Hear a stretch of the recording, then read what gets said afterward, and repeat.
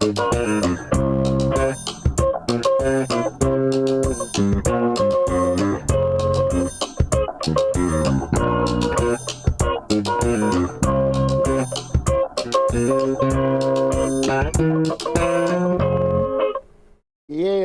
happy Thursday, everybody. Happy Thursday. Welcome to the Dollar Hour. I am Deontay Burton, aka Mr. Short Dollar himself. We got a super show planned for you guys tonight. First, I want to excuse my tardiness. We had a little technical difficulties, but now we got everything online. Now you guys sound like, damn, they have a lot of technical difficulties. right. Because we're a high-powered Right, internet radio station. How about that? We got a good show planned for you guys tonight. Tonight we're talking about a subject matter that I think a lot of entrepreneurs deal with. It's a lot, especially over the past couple of years, dealing with COVID, storms and stuff like that. And it's how to deal with economic uncertainty as an entrepreneur. Again, we're talking about how to deal with economic uncertainty as an entrepreneur. Because one thing about it, man, you can turn on your TV at any given moment and go on the internet at any time, and it's some different shit going on. Inflation, recession, COVID. Now they damn blowing up Israel and Palestine, all kind of stuff. Been in Ukraine and Russia, all kind of different things are happening where they have some kind of trickle down effect, maybe have on you or your particular business. So what I want to talk about tonight is give everybody strategies to actually help entrepreneurs navigate and economic uncertainty. You don't know if things are gonna be up. I was about to say loud. Oh, just saying hey to a couple people. Shirley Smith say she here to learn. Okay. How you doing, Shirley Smith? Kiss me pretty. Brown eyes. Hey, how y'all doing? Thank y'all for all for tuning in. Like Poochie said, we're a little late, but we still appreciate y'all tuning in our tardiness. Absolutely. But like I said, a lot of times people, when you start a business up, you have your idea of your vision, what you want to do with your business, how you want everything to roll, how you want it to go about. But what happens is a lot of times things change. Vendors close down, they change the price. I remember back, in the early 2000s, one thing that just threw a lot of folks off, and it just impacted everybody, regardless from your personal and your private or business, whatever. That's when the gas prices. Oh yeah. Shit, you know what I'm saying? Like overnight, gas prices change. Yeah. Those kind of things have a trickle down effect where, again, it can just throw off your whole strategy in regards to what you plan.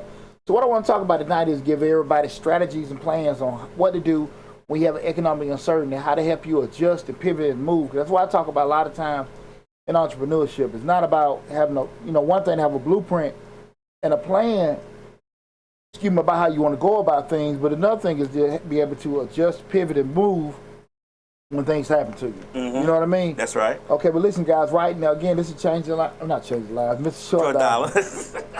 Doing too many things at once. My bad. This is a Dollar Hour, hosted by Mr. Short Dollar. Mr. Short Dollar. Right. Mr. Short Dollar YouTube channel, talk about personal finance, business, entrepreneurship, and investing. Right now, we're streaming live on Facebook, YouTube, Instagram, LinkedIn, TikTok, and Twitter. The main hub is the Mr. Short Dollar YouTube channel, where we have over 800 videos covering those business operations, business finance, business management videos.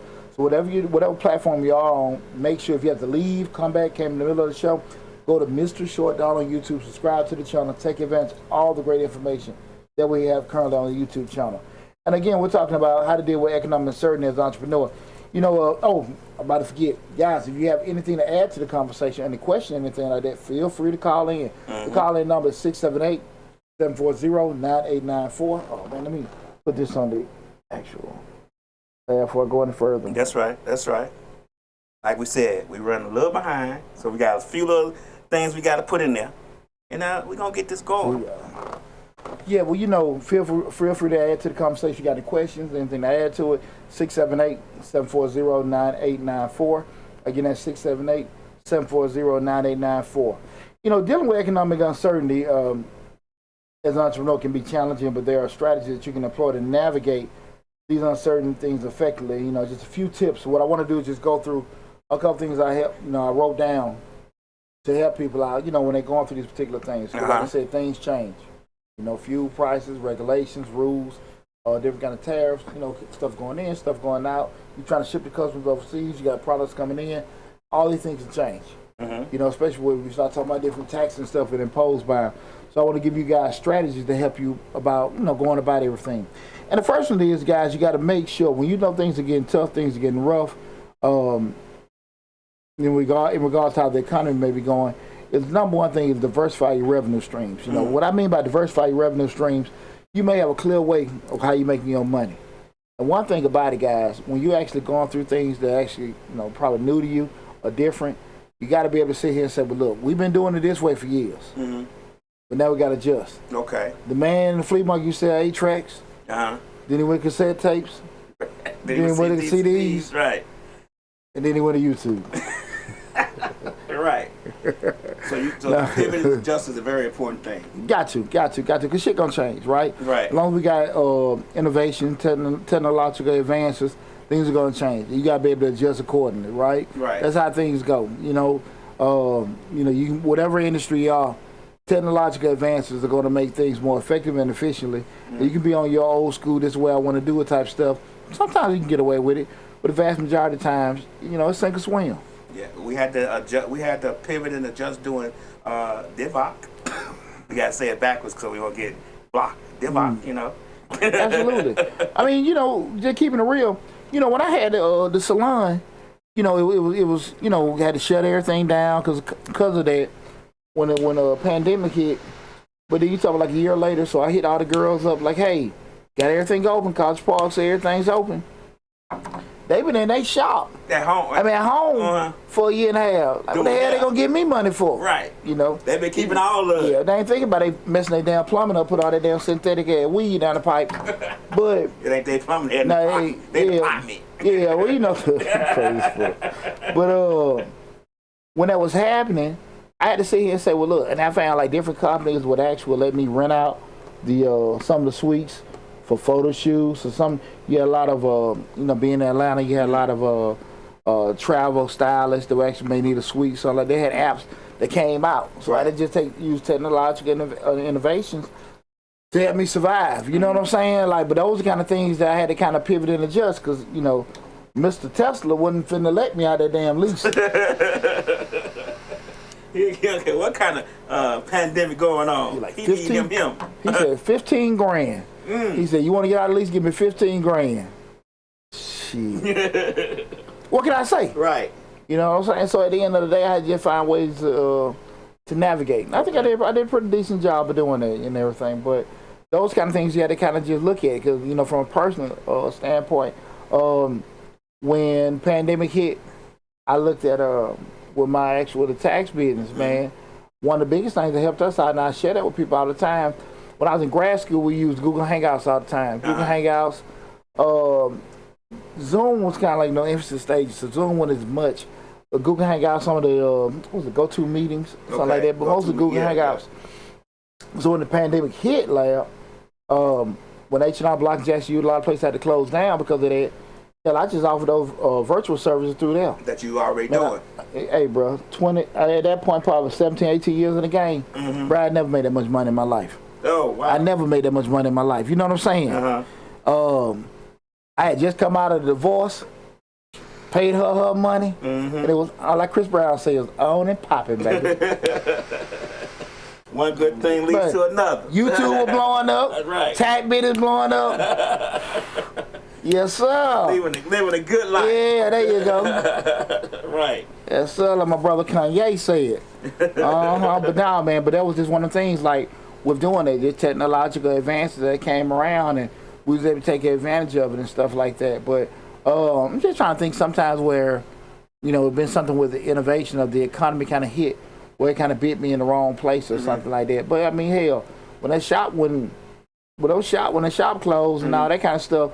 That bit my ass. That was a big chunk because you still had to pay rent. Yeah, I still had to pay rent. They weren't making no money. Exactly. Wasn't no revenue coming in. Ain't none coming in. Right. You know, they started out want to sell like, you know, the loans and all the other kind of stuff. But shit, man, that was just you know, something to get used to. Right. We're doing it. So, but again, that's why I want to have the conversation with everybody tonight because again, you do have things you can't control, maybe from outside, you know, weather, uncertainty. Rules and stuff, but you got to make sure that you're able to pivot and adjust. Like I said, the first one is just be able to diversify your revenue streams.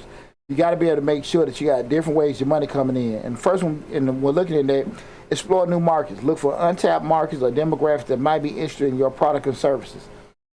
So if you turn around and say, look, I'm selling certain clothing, I'm doing certain services, who might, that I normally don't reach out to, maybe can't take advantage of a particular product or service that I'm having. You know, again, if you have your actual ideal customer, they may be black, 40 to 50 years old, make this amount of money, located in this area.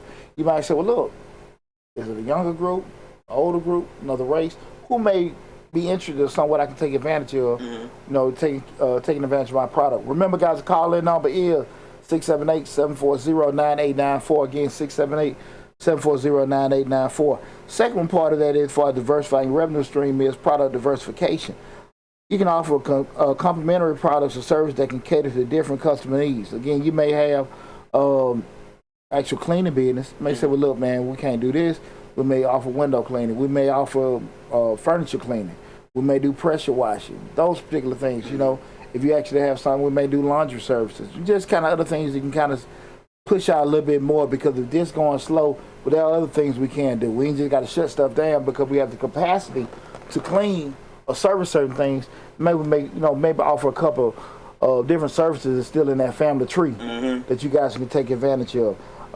Another one, you can your online presence, strengthen your online presence, and consider e-commerce if applicable to your business.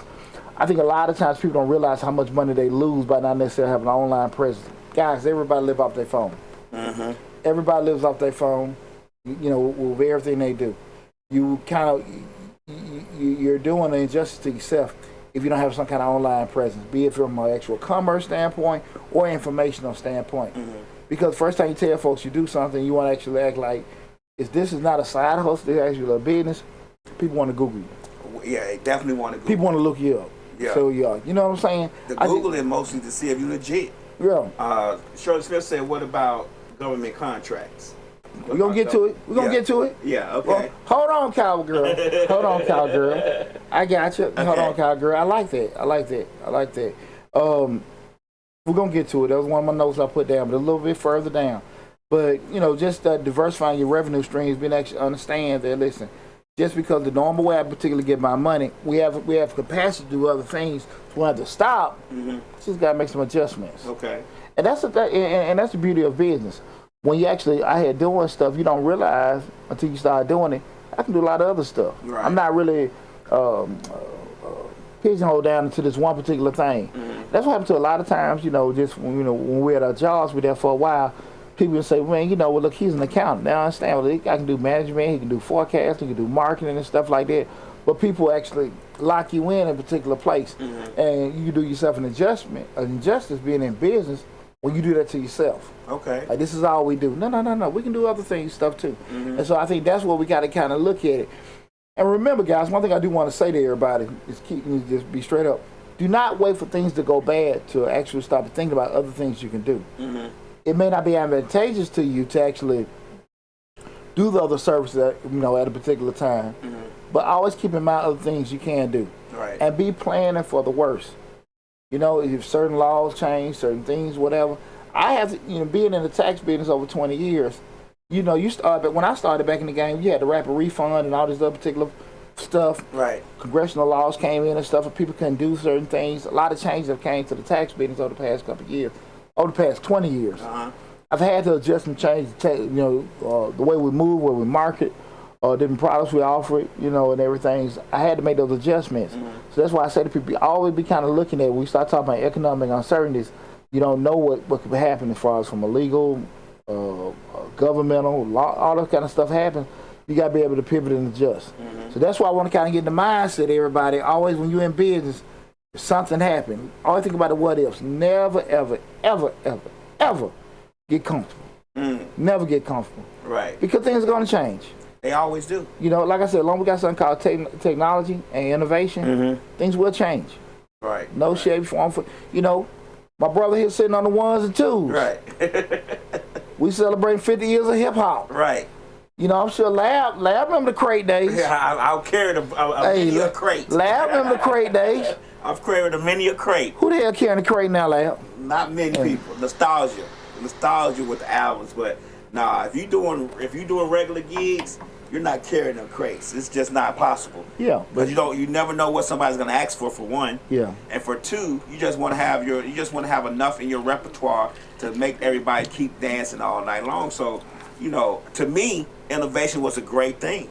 Yeah. Like I can have all my songs in one spot, all my albums, all my singles, everything in one spot. Then add the computer to it. Yeah. Then add my edits to that. There you go. Man. Let me throw a bone at you. How many DJs are missing out because they didn't want to embrace it?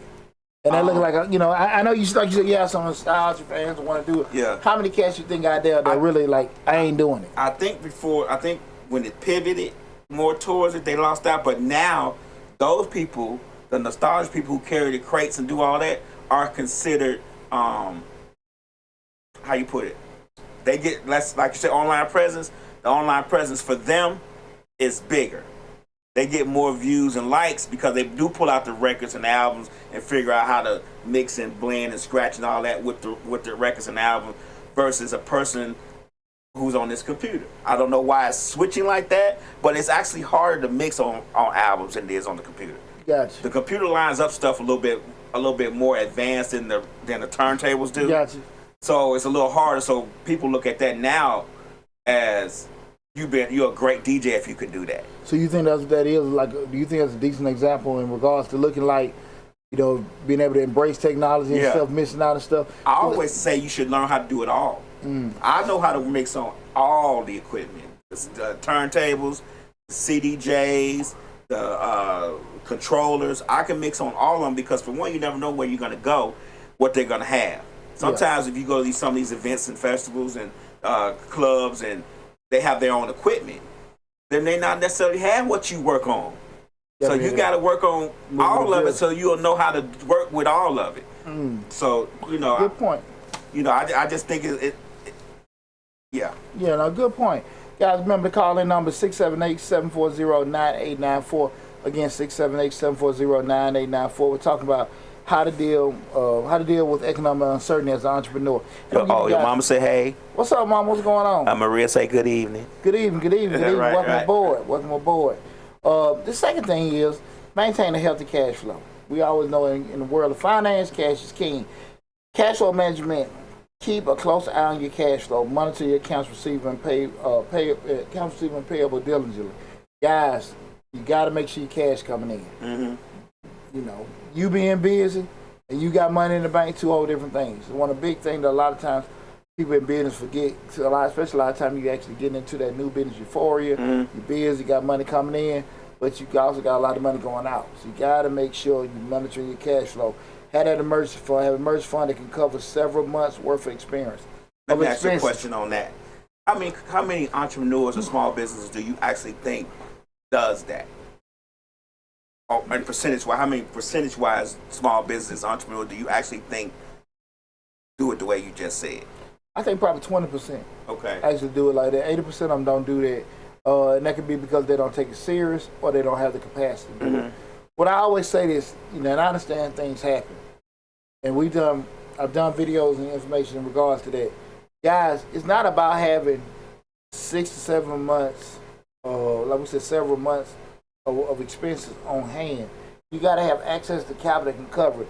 If you got a credit card available that you don't use, that can cover that, a line of credit available that you don't use, that can cover that, that's just as fine.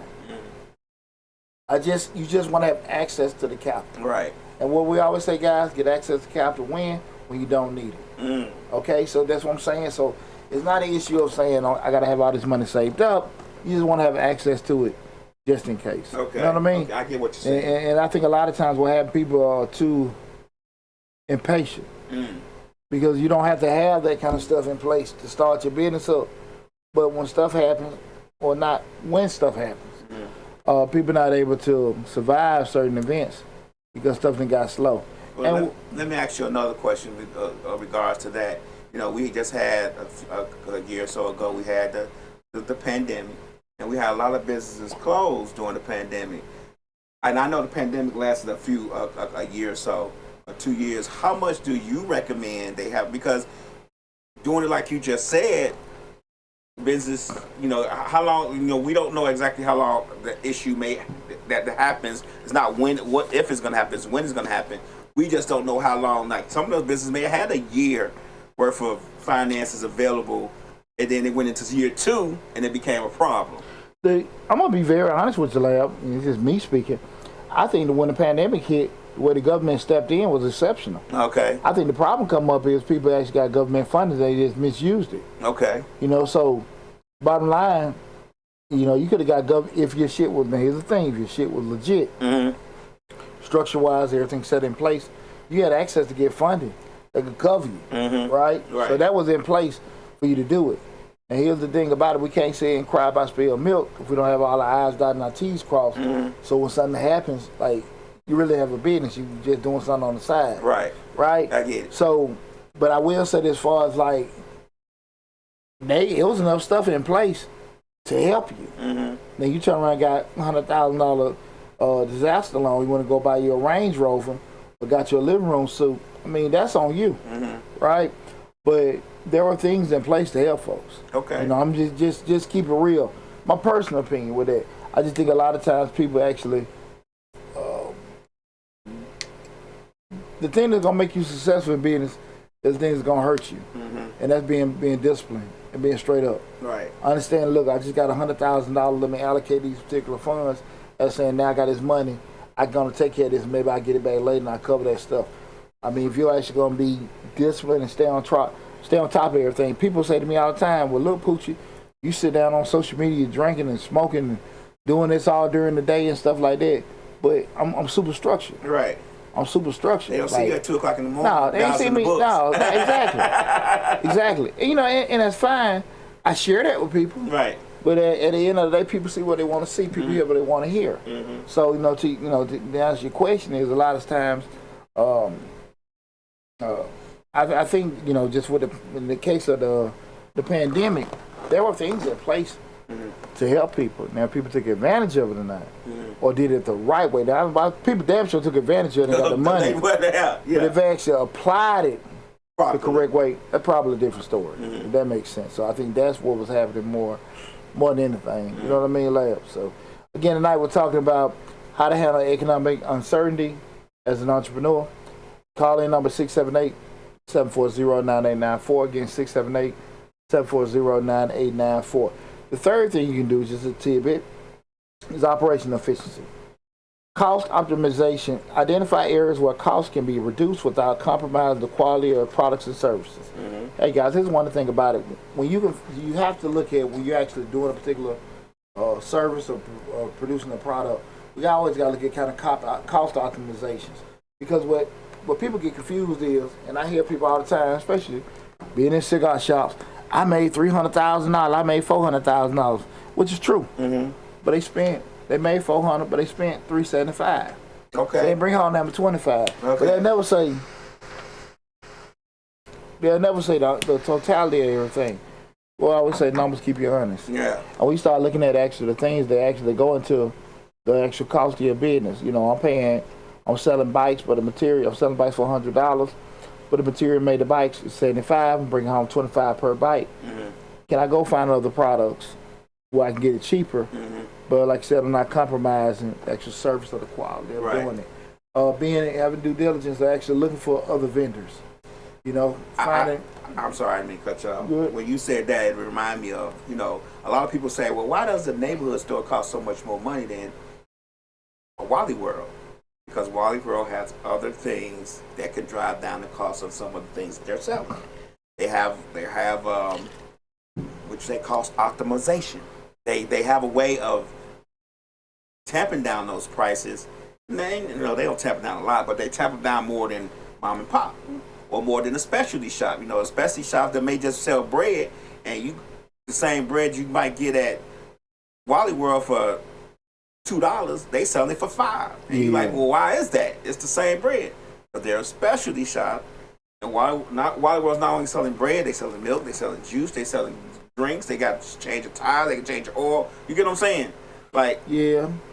I shared this story before, Lab. To that point, there were a group of black, this shit over 15 years ago, black beauty supply owners. They came to me. They was talking about, because they heard me on WLK one day. And they came to me. It was like, hey, the dilemma they were having. We're competing with the Asian beauty supply stores. did a little research, and what I told them was, I said, here's the deal what's going on. You guys are buying that wholesale just like they are. But you saying you can't compete because they're selling a product for $1.50, but you guys sell it for $2 because you're not getting it at wholesale the price. Thing I advise all of them to do, you gotta buy in bulk like they buying it because they buying it cheaper. They buying 10,000 at a time or 1,000 at a time, or y'all buying a couple hundred or even less. So the wholesale price that they're getting at is gonna be cheaper. I said my suggestion to y'all is buy in bulk as a co-op. You know what I'm saying? And I said you want to do it real good, you can get all the Black Beauty Supply stores in the region or just state of Georgia, and y'all can buy bulk just like that. Y'all can. I actually gave them because they paid the money. I gave them, I over delivered. I can share this. I said y'all can even rotate Atlanta, Savannah, Macon, this, that, and that. Whoever gonna be the different drops place, and y'all meet and separate everything and stuff like that. Well, again, they couldn't get shit together, and they wonder why they couldn't there thrive. Because what was happening, and I seen this firsthand, that is what a lot of Asian stores were doing. It wasn't that they were actually sitting there trying to just lend it, you know, because you hear all kind of stuff where they do this, do that, but they actually were buying in bulk. Excuse me, as a group, and because of the numbers, they was actually getting cheaper.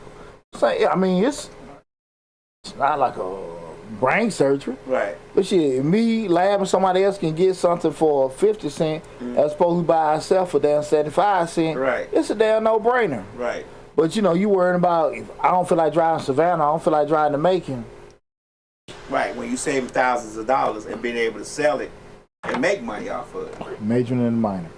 But that was one of the biggest things to that whole point of just, you know, that cost optimization, finding different ways, thinking outside the box so you can reduce your actual cost.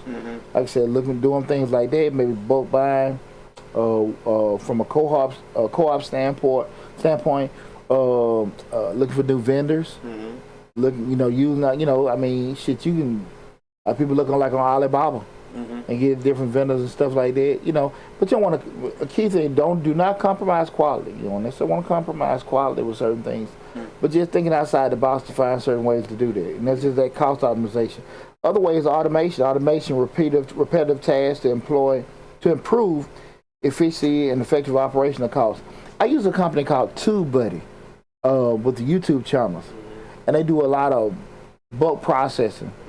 Of doing that, like you might have a certain thing when I talk about automation, things that like I use Hootsuite, but actually, you know, can do bulk posting and everything on different platforms.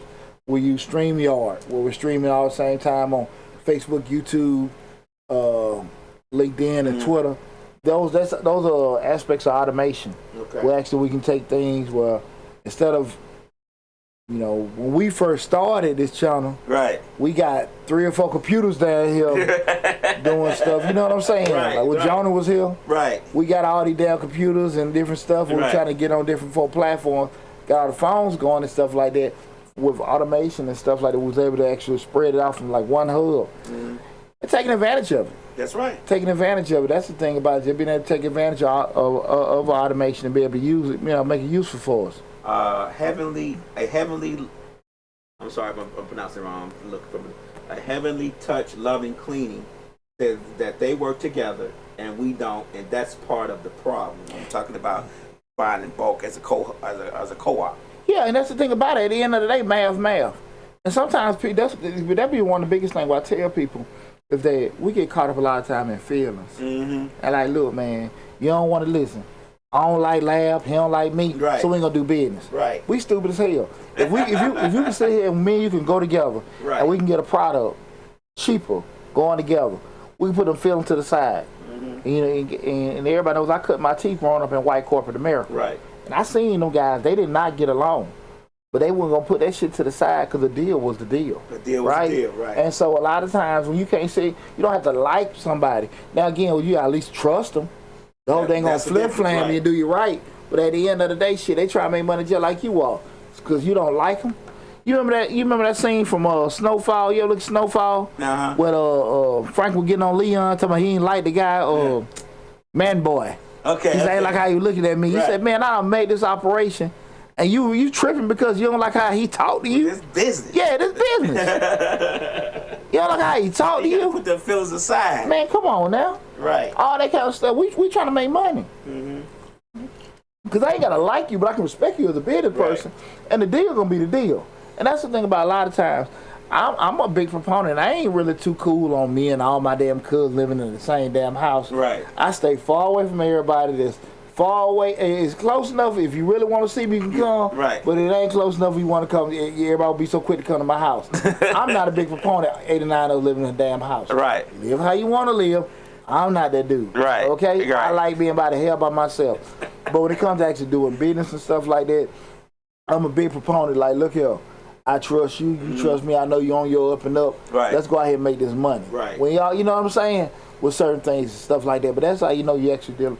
If a person can't see this, they're actually doing you a solid. You see, they ain't really no solid business person. Right. If they can't see that, because a real business person gonna be understanding. Like, shit, why wouldn't I? Right. Right. You know what I'm saying? So I have a benefit. I mean, we sell the same things, but we buying in bulk. Your store is 42 miles away from my store. we're not competition. We not competition. We're not competition, but we definitely can help out each other by able to reduce, we increase our margins because we getting the unit price, the unit cost much smaller than what if we buying by ourselves. I mean, the Asian has a right here out here where we at.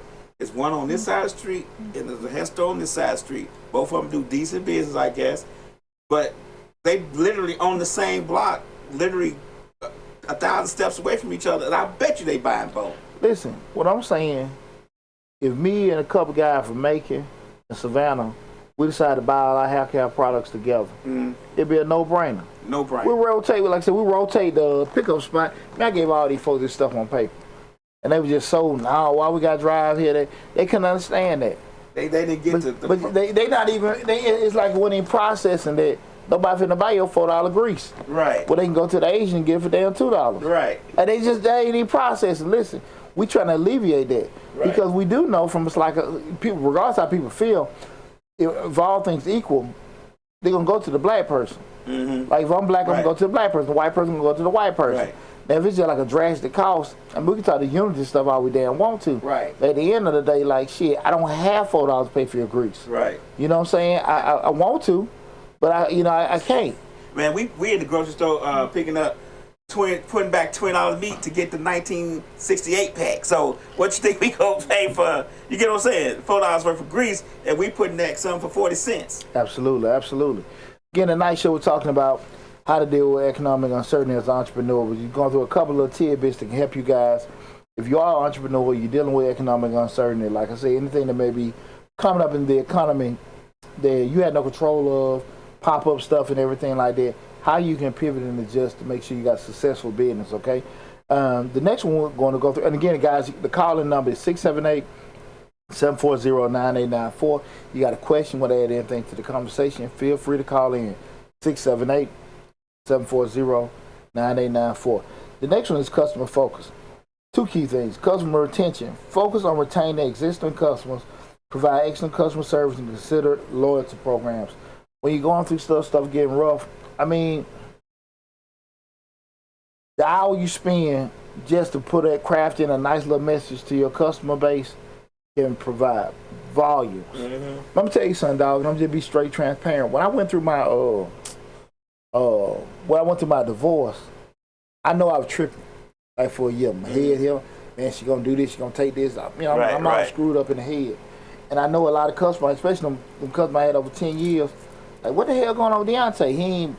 He coming late to appointments, he rescheduling, shit ain't right. You know, I know what they saying, because, you know, so I got a certain way I move and do certain things, so I know people thinking.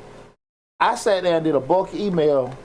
Hey, man, listen, guys, let me be transparent. Went through a divorce. I know I have not did this, that, and that. I apologize, this, that, and that. And folk roll with me. You know what I'm saying? Because I had to sit here and just say, like, look, because we do know the cost to acquire a new customer is probably 3 times as much as just to even keep your current customers. And I'm going to give you a good example for us. You know, and we're a small business. We're small. In size, not in my head, because we the biggest to ever to do it, the best to ever do it. When Slick went and when she had the pandemic, when she had the DIVOC, and we had to shut down, and I sent out that email that text to everybody, like, you know, in my heart of hearts, I can't let y'all come down here and do this if, you know, we've had this outbreak. And just about I only had one person didn't roll with me. didn't understand the situation, and people was doing it from their house, waiting on me to open back up. You get what I'm saying? But it was just that in itself.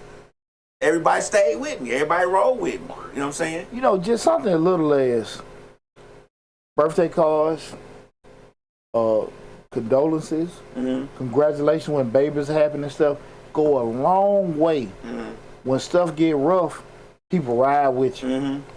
People ride with you. Right. You know, you send a customer congratulations when their grandbaby came, or a birthday card, or something when somebody Or passed. when they going through hard times. Yeah, exactly. And they gotta pay you for their services. You be like, you know what? Don't worry about that. When you get back on your feet, holler at me. But we gonna keep pushing forward with what we doing. Business is all about relationships. Right. I've been in business 22 years, and a lot of that done came. Like I said, I've been at all. Kids, games, funerals, weddings, all kind of stuff. But at the end of the day, man, I can just say, man, I got some folk been riding me over 20 years. Like, really, like, I know I done damn dropped the ball on some stuff. Right. Like, really, but they ride with me because relationships are everything. You know what I'm saying? Relationships are everything. And a lot of times to maintain a relationship takes more time and effort than it take any money. Any money. But it take your time and your effort. Just being able to sit here and be real with folks like, man, Deontay solid. You know what I'm saying? Like I said, I got customers rocking me over 20 years. And that's why I'm doing their grandkids stuff. Right. Like real talk, man. So I'm just a tidbit. When you do see me smoking a cigar or taking a shot at 11 o'clock in the morning, that's the kind of stuff you got to kind of do. Like I said, it doesn't cost you anything. Right. Just maintaining relationships. You know what I'm saying? You got anything to add, lad? So they say when I looked out at the funeral and see you there for me, that means everything. Absolutely. And I'm not there. And I'm not there for a reason because we all family. Right. And that's the thing about it, man. Shit, you know, that's the thing. You know, boy, man, I'm going through that damn divorce. Boy, just have you and Reek talk to me, man. Shit, man. Right. Hey, and that means a lot to people when folk go through stuff. Again, when you just supporting people, it's really just your time and effort. Yeah. Your time and effort. And you being genuine. And that's the thing about it, man, because, you know, you can have a selfish mindset. Well, I ain't getting that out of whatever and stuff like that. But see how long that shit work out for you. You know what I'm saying? When stuff get rough. Because a lot of times it ain't if. It's when. It's when. It always right? Win. Right. You know what I'm saying? So that's the thing about it. So that's just something to just keep in mind because, again, those kind of things don't cost you no money. Just keeping relationships and being that shit don't cost you no damn money. Treat people like you would want to be treated. Absolutely. Respecting them and giving them grace and mercy that you would want for yourself. A heavenly touch, loving cleaner says, that's true. I just had to shut my business down, and I have customers that are sticking beside me in order for me to rebrand and come back better. Some of them call, text me, and ask me if I'm okay. I just don't share my personal business with everyone, but I do keep the lines open. Well, I'm a faithful customer. What was it, Heavenly Cleaning? Yeah. And yeah. So I damn sure need you. Shit. Right. Man, Will been over there like this some bullshit. This some bullshit, Daddy. We definitely wait for you to get everything back together. So you know, hanging there though. So you know everything gonna work out. And I look forward to seeing you soon. That's what you was telling me about? Absolutely. You about to get another faithful customer as soon as you get it back going on. She got Chateau Pouche back in the game. Right. Yeah. And another thing we talk about customer service is market research. Staying attuned to customers' changing needs and preferences through market research and surveys. And again, find out what people want. Because a lot of times we get caught up into what I can be trying to give you what you want. You know, economy going bad. I'm like, okay, let's keep doing this. But just like what I'm doing, your needs and wants may change. Well, look, I don't need that shit right now. Look, we going through this. I just need this. And being abreast of what your customer wants. Because like I always tell you, like, people forget when you're in business, you're not selling to yourself. Right. You're selling to your customer. And you got to understand, what we say, the old adage, people say the customer's always right. The customer ain't always right. The customer always paying you. Right. And you got to understand, like, if they don't want the shit you provide or the shit you sell, you have to understand, like, I got to pivot and adjust well, what do y'all want? You know what I'm saying? Right. You got to keep an ear to that because you can be so stuck and focused on I don't want to do it that way. If nobody paying you, shit, it don't matter what you want. We ain't bidding to make money. Okay, we can say, yeah, I want to do this for the community, I want to do this for my people and all that other shit, but I still got bills to pay. Right? And that's the thing a lot of times, like, man, you've been in the game for a minute, like, look, you understand. I mean, it sound good, like, for whatever, but, you know, I got bills to pay. Right. So you have to make sure that whatever the customer wants, you actually provide the product and service what they want. And the only way you're going to find that out is asking, putting out surveys, trying to get abreast, get a tune for what everybody's trying to do. You know, like I said, put an ear to the street to find out exactly. Because you might be told off. What you did last year may not be what they want this year. So you got to kind of just be kind of proactive with finding out information to see what. Again, we start talking about dealing with economic uncertainty as an entrepreneur. You got to be able to pivot and adjust. Don't get caught in your feelings of what the hell you trying to do. Because you can sit here and say, I like doing this, I like doing that. It's therapeutic. But we start talking about making money. Shit, you got to actually, the customer. That's where your focus got to be with that. Absolutely, absolutely. Again, guys, we're talking about how to deal with economic uncertainty as an entrepreneur. This is the Dollar Hour. I am Deontay Burton, aka Mr. Short Dollar himself. We're streaming live right now on Facebook, YouTube, Instagram, LinkedIn, TikTok, and Twitter. What's up, cuz? My cousin Robert in there. What's going on, boy? Definitely got to make sure you're abreast of that. Guys, you want to call in. The call-in number is 678-740-9894. Again, that's 678-740-9894. The next one is agility and adaptability, right? Agility and adaptability. You got to have an agile business model. Be ready to, we talking about all night, be ready to pivot your business model if necessary based on market demands. What we just talked about, guys. People may want certain prices. People may want, more of a product delivered, may want less. You got to be able to be flexible enough to understand what the market wants and to be able to, make them adjustments to provide that for them. The next one we're looking at being innovations. Encourage innovation within your organization. New ideas can lead to revenue streams. Don't be afraid to think outside the box. You know what I'm saying? I remember when I first met Lab, I was actually a guest on the on Misfits Radio, Misfits TV in there, and he brought that to me. I'm like, damn, I started looking like that was just a whole untapped thing. Right. With doing that, I'm looking at, I'm kind of looking at podcasts and all this, like, just like, man, that's not something I even thought about. But everybody know me, I like running my damn mouth. Right. I'm like, shit. It's been love at first sight. The best thing that ever happened to you. I can run my goddamn mouth. Right. Shit, So just being able to do that and stuff like that, but just understand when people, because you never understand, we have a lot of stuff covered and we all smart. But there are a lot of things out there we don't know. And if you have things out there that can actually help you run things more effectively and efficiently with your, being out, giving out products and services, take advantage of it, right? We know what we know, but it's a lot we don't know. But especially when you have other people, your team, hey, what y'all think? What you think about this? What you think about that? And give people, always ask the question why and how and stuff like that. And don't be so stuck in your ways to kill enthusiasm, run people off because you're not listening to them and everything. Because I've heard of, people say, well, why don't you do this, why don't you do that? And I always ask for, well, how we gonna pay for it? Because a lot of times you might have an idea to me, like, it's cool to try, but it's gonna cost too much. Right. And a person they don't know, they don't understand the cost side of it, might think you're not paying attention to them. All they see is the great idea. Yeah. But then, like, sometimes, like, well, look, man, get everything together. And a lot of times when you put that charge on folks, people are back out of it because I ain't listening to you. Like, look, man, but you throwing me an idea. I understand what I'm paying. Let me get all the data in front of me. Right. It might not even be a cost. It may be a time issue. You throw out ideas and it's like, okay, I get what you're saying, and that's a great idea, but between this, and this, don't work. You get what I'm saying? I just don't have the time, and it sometimes it's just not feasible. Time ain't working. The math ain't mathing. Right. All that kind of stuff going on and stuff like that. But like I said, at least try, make the attempt to even try to look at it, see, maybe, let's see.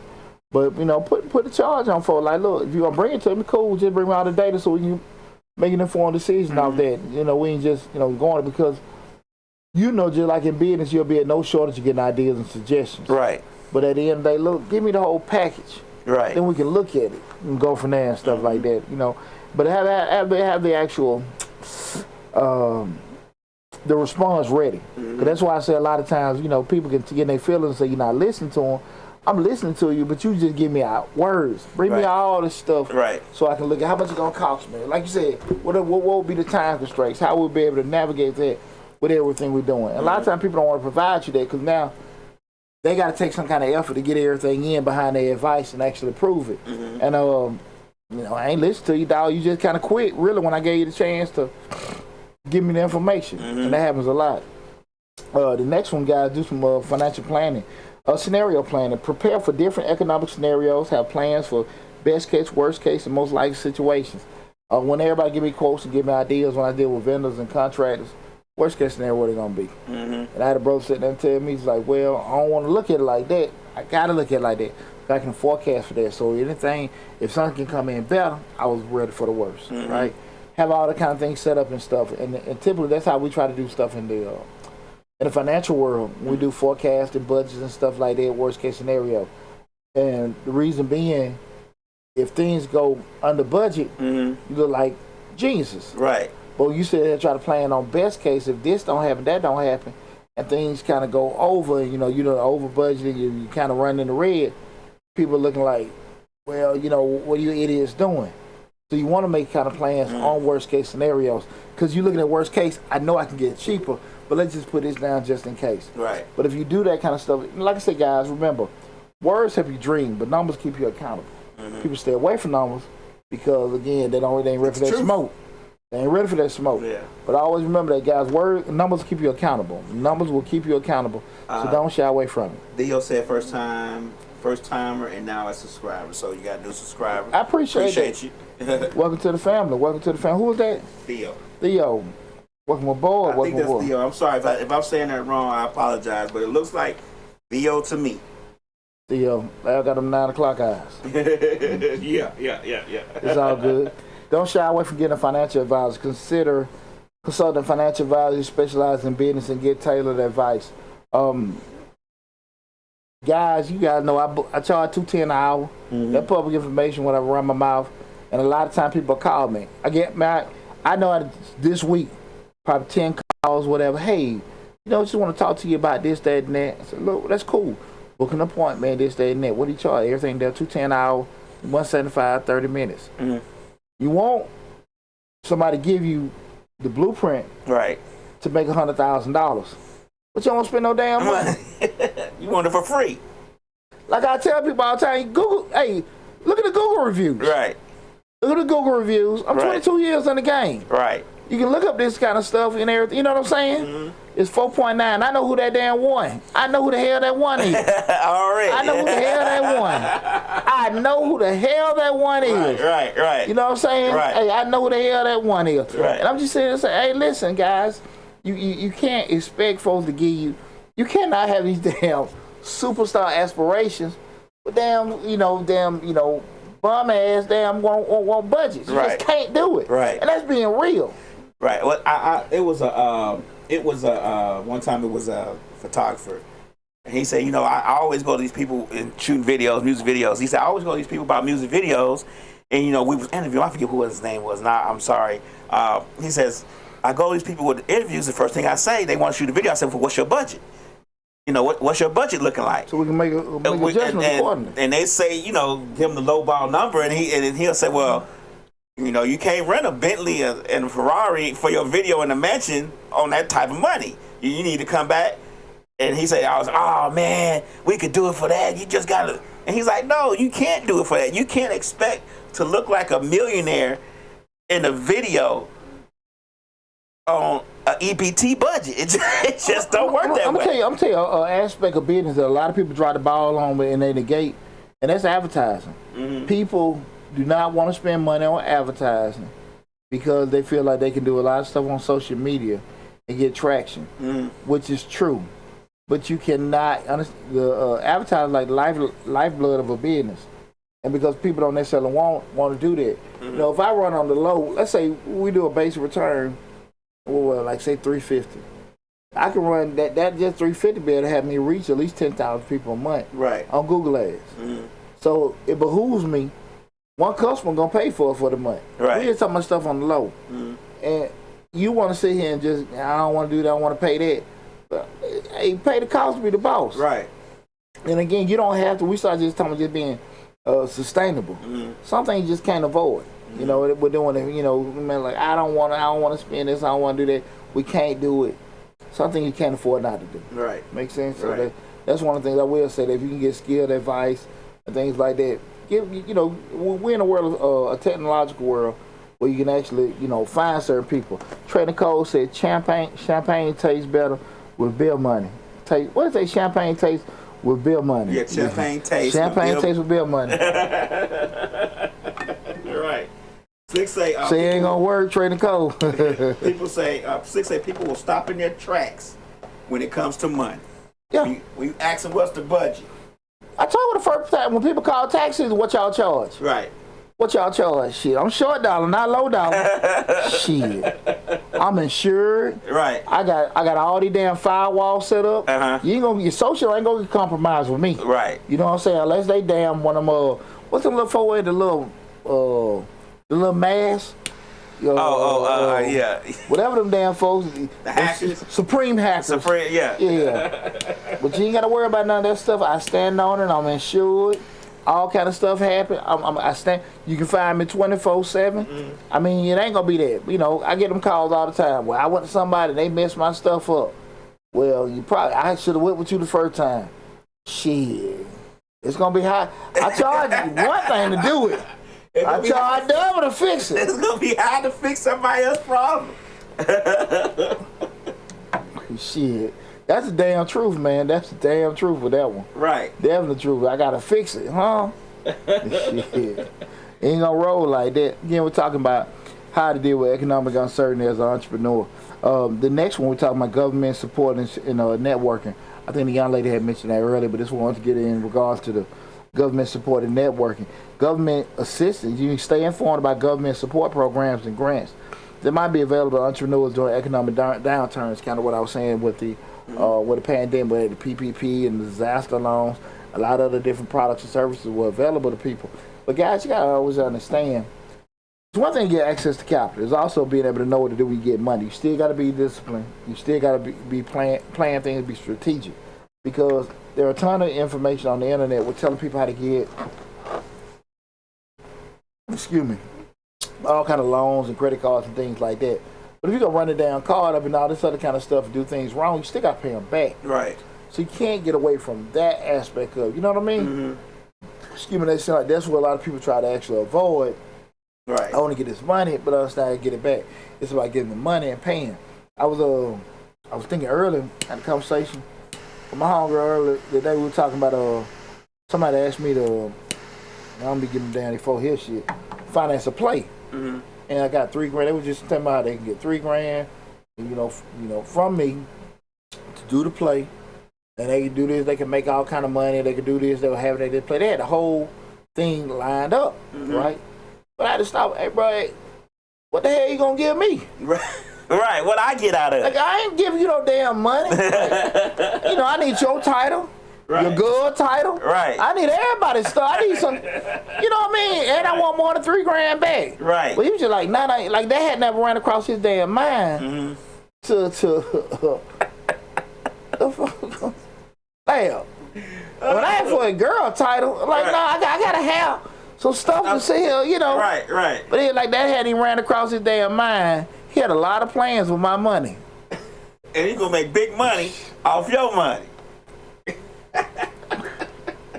Well, I tell you, boy. God, it sounded good when he said it. When he said it to himself in the mirror, and he wanted to pitch that to you. Shit sound good here, damn head. Old head, like I always say, old head told me, when you do deal with a person, make sure when you do deal with people, after you don't pitch the deal, make sure that all parties can get up from the table feeling good about themselves. Right. People want to do things without any risk. They always want the reward. Yeah. And like business is a risk reward type deal. You may have to sacrifice some things in order to make some things happen. That's it. It's not all reward. We did that show before. The sacrifice for success. Right. How much you willing to give to get further that totem pole. Right. You know what I'm saying? That's how it is. And again, we're talking about government support networking, networking, connecting with other entrepreneurs and professionals. Networking can provide valuable insights and potential collaboration. Being real with folks, you know what I'm saying? It's one thing to be popular. And like I said, with true networking, you're actually dealing with decision makers, people that actually can improve you. It don't benefit me to say, I know that cat ain't gonna do shit for me. Right. You know what I'm saying? Right. You know somebody, you want to get a job or a contract, and they know somebody work there, but they just know somebody, but they actually can't do anything to benefit you. Mm-hmm. You know what I'm saying? Get yourself out there. We actually get a network, you know, adding value to yourself, and you be able to offer something that you can add value to another person. Right. That's true networking, not necessarily. See, it's the difference between popularity and networking. You know what I'm saying? Right. A person that been there 30 years, not the same person that actually can know the decision makers. Mm-hmm. It's a difference, you know? And being able to put yourself in a position where if you're not a people person, put yourself out there where you can be uncomfortable, lose your thoughts, you know, get over that little fear of talking and stuff like that. You can learn how to actually tell people how you can add value to their situation, and in turn, help to add value to your situation when you need them and stuff like that. I think I have a decent network where if things go wrong, not from an actual being access to money standpoint, but just if I need something, hey man, you know, my child going through this. Hey bro, I went through this, that, and that. Who you know I can call? That kind of stuff, you know. And it's also just saying from a business standpoint, for certain things. Hey, I get calls. Hey D, look. Hey bro, check this out. There's a contract over here. There's a thing going there and stuff like that. But just being I'm not from I don't have the benefit my children have where they say they Deontay's son. Yeah, I'm Pooch's son. I didn't have that. Right. So everything I built, I built it. Right. All my name and being solid with people. But that's why I think a lot of and actually understand that, you know, meeting people, lose my words. Right. Understand how to be in certain circles and stuff like that. You got to get your ego to the side, build yourself up to do that. You know what I'm saying? Right. If you, I mean, to be honest with you, you shouldn't be the smartest person in your circle. You should be around people who can pour into you just as much as you pour out. Absolutely. But that's, you know, that's the thing about it. You have to be willing to be flexible enough and transparent, and you have a good dose of humility to be able to sit here and grow like that and stuff like that, man. 'Cause like I said, I ain't had no. I've always been a confident person, but I definitely can't sit here and say that. You know, I knew that, I know this, I knew that. I remember, man, being the only damn black person at the table, going to some of them corporate lunches. I ain't know my damn salad fork. I'm in a hungry hell, man. Wait till I'm starting. Hungry for. Picking up the first food. Yeah. No, I'm watching them. All right. I'm watching them. Then I say, okay, I guess that's the right fork. Totally out of my place. Right. Totally out of place. You know what I'm saying? But I had to learn. Right. Because I knew where I wanted to be. You know what I mean? Right. A lot of folks don't want to admit that, or they'll stay away from that. You know what I'm saying? And stuff like that and everything. The uncomfortable spots. Yeah, very extremely uncomfortable. Extremely uncomfortable with doing those kind of things and stuff. But you got to be able to grow yourself from actually not just a professional standpoint to a social standpoint when able to do that. Because there's a difference between when we start looking at, when we start talking about, you know, economic uncertainty, and we start looking at a lot of times people get their income, they don't understand from a social standpoint. You can actually be a person that's producing $150,000 a year, but you still won't be invited to certain upper tier social things. You make more money than them, right? But socially, you're just not accepted to them. Right. You understand what I'm saying? You don't do. You get your ass around that black excellence crowd, like you might have more money than them, right? But socially, they just won't accept you, right? It's whatever. You'll see when you get there, because you don't move like them, talk like them, think like them, and really, you might not even want to be damn bothered with them. But the problem come up if you got aspirations of doing certain things. I want to be brought into these tables. I want to have these certain kind of things. But if you're not really prepared to do those kind of things, be it right or wrong, fair or unfair, it is what it is. You dig what I'm saying? Right. And stuff like that, you know, and I had to see that, right? You know what I'm saying? And you just got to know how to not compromise you. You know what I'm saying? I'm gonna give you a good example. You know, as a DJ, I started when in the time, because, you know, I'm a little older, I'm a little more seasoned. I started at the time when I was DJing when DJs didn't talk on the mic. That's what the MC was for. Yeah. You know what I'm saying? That's where it all came from. Now you have to learn how to talk on the mic. Now I can sit here and talk on this podcast, on every podcast that we have on this station, and talk and have a good time. But when it comes to me talking on the mic while I'm DJing, I'm a nervous wreck. I can't do it. I don't like the way I sound. I don't this, that, and the third. But I know that I need to adjust because a lot of times people, when they pay me, they gonna want me to talk on the mic. They gonna want me to say certain things. You ain't like them Florida DJ, Jam Pony and all them guys. Up, top, every damn 5 seconds they coming on song. I want the people to hear the music when I'm playing it, but certain times with a song, you might want to say a couple of things. You might want to, get a couple of things in. And I just wasn't. That's not how I learned how to DJ. Yeah. It was somebody in front of me doing those things while I played the music. Yeah. So I know that I have to adjust, but that's like I have to grow myself. Yeah. I gotta grow myself to that point. Yeah. And I've been practicing it. Yeah. When I'm DJing personally. Yeah, growth ain't easy, change ain't easy, and stuff like that. And especially you got to just understand how much you're gonna be receptive to it. If you don't want to do it, you just be able to deal with consequences. Consequences ain't always negative. It's just the result. The result. And if you're okay with it, cool. You know what I'm saying? There are some things that I don't necessarily do. Excuse me, but I'm okay. Right. If certain things don't happen, people are like, well, you can do this, you can make more money. First of all, you be like, you ain't never did this shit before, so you don't know. Right. But I'm okay. I'm okay with it, with certain things and stuff. So I always kind of keep that in mind. But that's a good point. I appreciate you sharing that. Again, we're talking about how to deal with economic uncertainty as an entrepreneur. The next one is focus on marketing, and this is very, very important. We kind of dabbled on this earlier. Targeted marketing. Invest in targeted marketing campaigns to reach the right audience effectively. Remember, guys, as we evolve and change, the people we're trying to service and everything change too. Because we may, start off at a certain demographic, certain age group, but we may want to stick with that age group as they mature and grow. We got to kind of be realistic about what changes. You know what I'm saying? The people we start out, you see musicians, they'll have a certain music out, but as that audience grows and changes, they get kids, they do certain things, they change. And you got to say, okay, do I still want to kind of deal with their children and keep trying to deliver, or do I want to mature with that? Same thing, we do products and services and everything. So the person, when you first get your house, if you've been there 10 to 15 years, there may be other things that happen with the house that you may be concerned about or just care about and stuff. So you got to kind of understand how you want to reach people. The other thing we talk about is digital marketing, leveraging our digital marketing channels, which often have a higher return on investment and can be more easily tracked.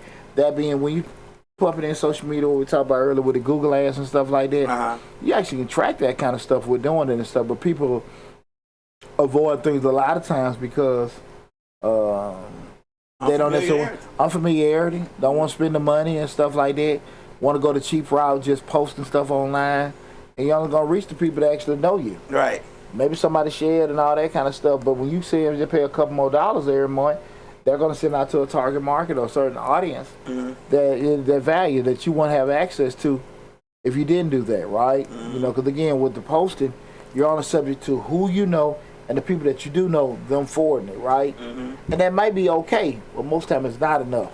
Now, if you try to make a little side money on the side doing your business, but actually your own thing, probably behooves you to actually be looking at that. Right. So, but again, that's why I say sometimes either get somebody in your circle that is informed, or put yourself in a position where you can get some kind of education or some kind of training or knowledge where you can actually find out about those products and services. When we start talking about digital marketing, digital advertising channels, things like that, okay? The next one is staying informed. Economic trends, stay updated on economic trends, both locally, globally. Understand how these trends might impact your industry. Social media, certain costs, fashion, way people living, way people driving, and all that kind of stuff. All these are actual, trends that people, we talk the music, the games, how we doing certain things and stuff like that. How can that impact you? Staying abreast of it. People don't do that anymore. No. People, just with print media and all that kind of stuff, people see and say, old school, print out some flyers and put them on folk cards. Right. Who the fuck who want a flyer?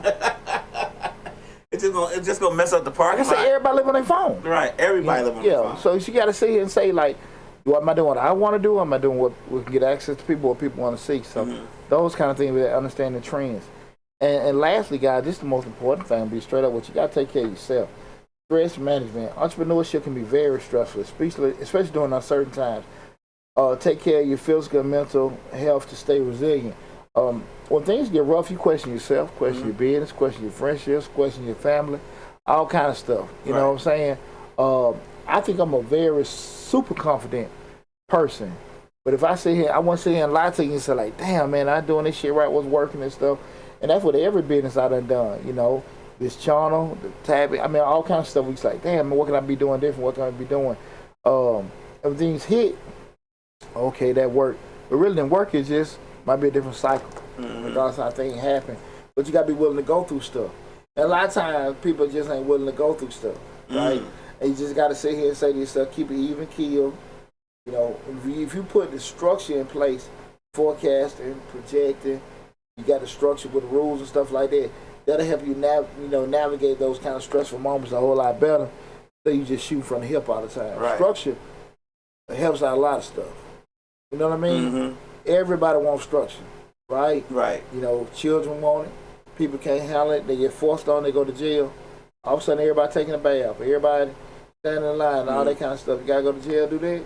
And it's the same kind of principle out here. We have freedoms, but because we want us to actually stick that, stay in order, move accordingly, and everything come into place. But what happens a lot of times, because it don't happen, we want it to happen now, but it might happen next month.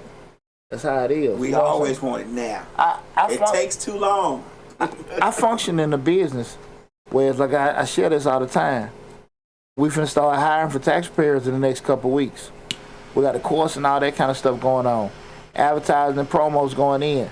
We start preparing taxes. The IRS typically doesn't start receiving returns until the last weekend of the month. We don't start receiving revenue to the middle of February. Right. So you talking about 4 or 5 damn months doing some shit. Right. With no money coming in. Right. Come on now. Working hard too. Working hard and putting out money. Right. That's the other part, putting out damn money and not getting any money. Right. And knowing you ain't getting no damn money. For at least 5 months. Exactly. So those kind of things. And being disciplined enough, when that bulk of money coming in February, March, and April, being able to pay off the rest of your stuff for the rest of the year, being disciplined enough to do that. Those kind of things got to kind of, you got to be disciplined. Understand? Don't buy into temptation. Understand the stress of certain things and stuff like that. But like, look, man, I know my money going to come in a couple months. Hold up and all this other kind of stuff. Those kind of things, you got to take care of yourself. Yeah. Got to take care of yourself. I'm not that disciplined. I know who is disciplined. Slick discipline. So I'll give the money to her. Let her handle it. But I know I ain't. But you're smart enough to know. I know me. But you're smart enough to know. If I get a boat and I'll be like, I've been wanting that $1,300 turntable right there for a long time. Yeah. Right? You get what I'm saying? Absolutely. I'm going to get it. But so I know better. But like I said, the key thing, you're smart enough to know. Right. And guys, remember, every business is unique. So it's essential to tailor your strategies to your specific industry, market, and financial situation. Regularly reassess your business strategies and be prepared to adapt to as the economic landscape evolves. Be receptive to change. Understand it's going to happen. Don't beat yourself up. Things didn't work out the way you planned. That's life. And the first time and the last time, that's how things goes. You know what I'm saying? Heavenly Touch, Loving Cleaning says she won't know how to do taxes. We start hiring next week. Just give me a call. I ain't going nowhere. You know my number. Right. We ain't going nowhere. We ain't going nowhere at all, man. But look, man, it's been a super show, man. We had a super show, man. We had a lot of fun tonight. Yep. A lot of fun tonight. And listen, guys, if you came in the middle of the show, came in at the tail end, remember, go to Mr. Short Dollar on YouTube. Mr. Short Dollar on YouTube. You Google it. You can Google Mr. Short Dollar. You'll see this handsome face pop up. Go to the YouTube channel, subscribe. You can check out this whole video in its full entirety. And also take advantage of the over 800 videos that we have on the YouTube channel. We got a grant playlist with over 150 active grants on there. I like to say covering business operations, business finance, business management. A lot of great information there. But definitely go to Mr. Short Dollar on YouTube, subscribe to the channel, and also make sure you hit that bell to get a notification each time I upload a new video. Got Free Spirit 5060 say hi there. Appreciate you tuning in. Consistent listener on TikTok. Thanks for tuning in and stuff. Got anybody else? Any other questions, comments, anything loud? Nope. We rocking and rolling, woman. Nope, no more. But listen, y'all, listen. We'll figure ready to cut everything out. Look at my son Chris coming in at the end. Y'all late ass. What up, Chris B? What up, Chris B? What Chris talking about? Heller. That's my baby boy. That's why I'm with my kids still at the house. Eric William done left, PJ done left. Right. My twin Chris at the house. What's up, baby boy? Check out Chris' Instagram. Crochet by Chris. Chris, I got a couple. I had one of his bucket hats. He's very gifted in making different crochet designs. He actually starts next week. The brother, God, I hate I'm forgetting his name, but we partnered with him with the 100 Black Men South Metro. He's actually a black tailor. Okay. So Chris finna get ready to start next week to become a master tailor. Oh. Become a master tailor. I ain't talking about sewing no damn, putting no hem in no pants. We talking about suits, dresses, and everything. So shout out to my boy Chris. Out the pattern. Yes, sir. Yes, Out sir. the pattern. Start that next week. Start it next week, man. So That's right. big shout out to you, Chris. Everything else solid, man. But guys, I'm still in the midst of getting the book, going through editors and proofreaders. The book should be out. It was tend to the end of this month. It probably some worst case next time, sometime next month. But when it come, I'm over the level, baby. I'm over the level. You will understand why I took a little time to get this out, because I will make sure y'all gave y'all everything that I have. Chris said thank you. Anytime, baby boy. I love you, man. Tex Redbone said go, Chris. Yeah, man. I'm real proud of you, dude. But definitely, guys, I just want to tell everybody from the bottom of my heart, I appreciate all the love and support that you guys have given us and everything like that. November is approaching us, Black Friday, we're going to do a lot. We got a lot of great information coming. Definitely, if you're an entrepreneur, new in the business and stuff, Free Spirit say shout out to Chris. Appreciate that. Definitely, guys, check out that grants playlist on Mr. Short Dollar on YouTube. We had the October 2023 grants came out. I think I released a video. I released one today for a grant, startup grants for nonprofits. You got a nonprofit startup grant. Go to my YouTube channel, Mr. Short Dollar. We got a grant for that. A lot of great information on the YouTube channel. It's going to take something that everybody got a lot of. They actually don't want to spend it. It's time. Time. Go to Mr. Short Dollar on YouTube. Take advantage of the information. Listen, guys, y'all take care of yourself. Love you. Oh, big shout out, man. I ain't mentioning. Monka Perry Burden, he passed this past Sunday, man. He was like the patriarch of our family, man. He was my granddad's oldest brother. He just passed, so big shout out to Monka Perry and all my family. We having the funeral Sunday at Monka Charles Funeral Home down in Williamson or Griffin. But everything, man, shout out all my cousins and everything. A lot of my cousins, I'm from a big family. Right. And everything. Like I said, he was my grandfather's brother, older brother. And my condolences go out there. He was a solid brother. Solid man, I'm sorry. But I just want to mention that before I get off and everything. But again, guys, thanks for all the love and support. Y'all take care of yourself, and I will talk with you soon.